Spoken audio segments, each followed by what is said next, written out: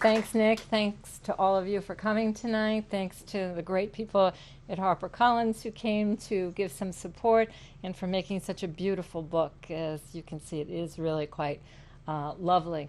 I'm talking just about the physicality. You can judge about the inside on your own.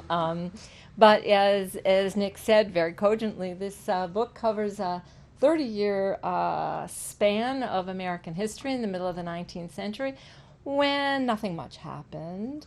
There was just, I don't know, the women's movement, and this country divided in two, and there were spiritualists and spirit rappers and P.T. Barnum, all part of the same cultural moment. And then, of course, just in case you're getting bored, there was a war, a dreadful war, where 750,000 people were killed, and that's probably a figure that is not finished being revised upward.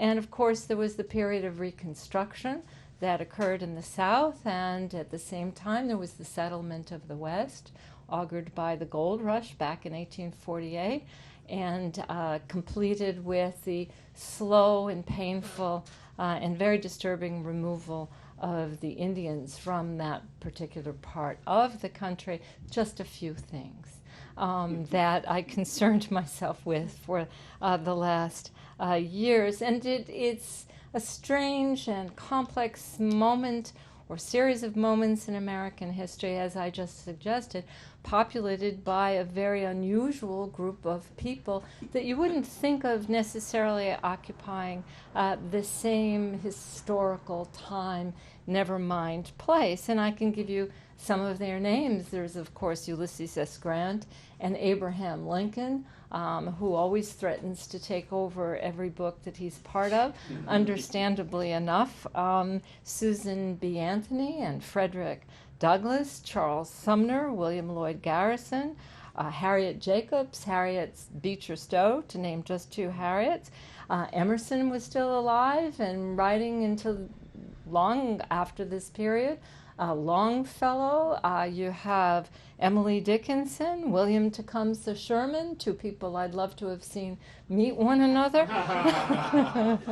as well as Victoria Woodhull, who was the first woman who ran for president in the United States, and not Victoria Woodhull, but there was a man whose name I won't even bother you with, a man who invented the word Scientology, which is rather strange and interesting and unusual, and of course, or maybe not of course, Nathan Bedford Forrest. I could spend the whole time tonight allotted here just listing names, but not to worry, I'm not going to do that. What I'm going to give you is a little bit of background, how I got into this book, some of the things that were important to me in the writing of it, and then I'm going to read very briefly and be very delighted to take and answer your questions if I possibly can. So, to go back to the book itself, I did name some names. Now I want you to think for a moment about the tremendous innovations, particularly technological, but not exclusively technological innovations during this particular period. Think, for example, the first that comes to mind is, of course, photography. We have many of us who live here in New York have probably gone to see the Met show of Civil War photography and also Civil War painting. But it's interesting to think that the Civil War was documented in this country from beginning to end by photographers, which is shocking, really. And often when I've thought about why it is that the Revolutionary War, which is in a sense also brother against brother, country against country, why that war hasn't captured the imagination the way the Civil War has, in addition to obvious reasons like let's get rid of slavery once in a while, the reason is I think that there wasn't photography at that particular time, so we don't know what people looked like. We can't really see them strewn, maybe for good reason or for better, on the battlefield. So there's photography. There's also the time of the railroads. Railroads started just a little bit before this particular period and became so instrumental in the war effort because, after all, they moved so many men and so much munitions during the period of the war. And to a certain extent, you can imagine why it was that the South was at a disadvantage, or became at a disadvantage, because there were fewer and became fewer lines in the South than there were in the North. And of course, that's really very important because by 1869, after the war, 4 years after the war, the Transcontinental Railroad was finished, and that took even more settlers from the east to the west and presumably back again, although I'm not so sure about that. But nonetheless, that too was very important in this period, and it was important for, as I mentioned before, the Native Americans who lived in those areas where settlers were going. Think too the development of a brand new American religion, which is really so interesting and really becomes dominant and important in this particular period. And when I mentioned the list of names, I could have put Brigham Young in that list as well as everyone else. And imagine him meeting Emily Dickinson.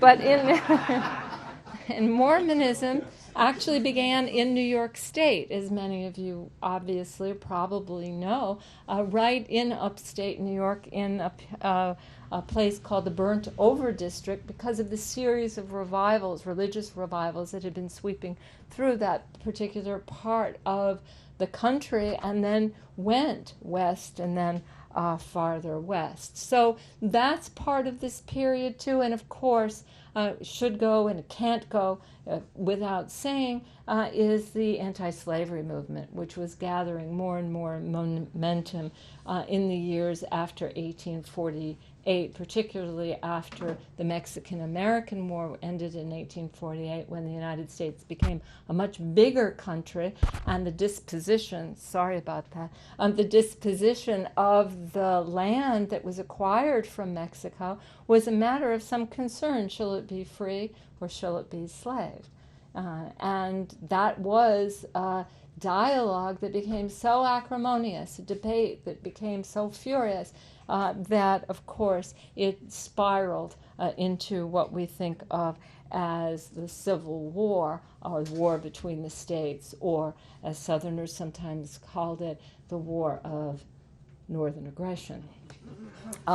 Think, too, of women's rights, which I mentioned before. Early anti-slavery advocates were, of course, very much involved in the women's movement and were women themselves, but after the war we have a very complicated historical moment when black men are given the vote, but not white or black women, leaving black women doubly disenfranchised. And what was interesting about the passage of enfranchisement amendments is that enemies of both blacks and women liked to pit blacks and women, or black men and all women, against one another, which was, of course, something that seemed to me to happen yet again in 2008 during the primary for presidents, and maybe still happening, absolutely. And then thinking of that, think of the change in laws. And I'm not just thinking of the 13th, 14th, and 15th Amendment, but I'm thinking of that nefarious and rather horrible fugitive slave law that allowed Southern planters, slave owners, to travel north to places like Massachusetts and nab men and women, black men and women, former slaves or free, and bring them back south. And it was so horrible, that particular law, that it began to be a kind of resistance movement against it. And of course, many, like Garrisonians, flocked around what Thoreau had called in 1849 civil disobedience. And that, of course, that's before the Fugitive Slave Act, but nonetheless, civil disobedience became a very important way to push back against the government as it stood at the time. But it was also a way of taking the law, I'll talk more about this in a minute, into one's own hands, which culminated, of course, in the raid of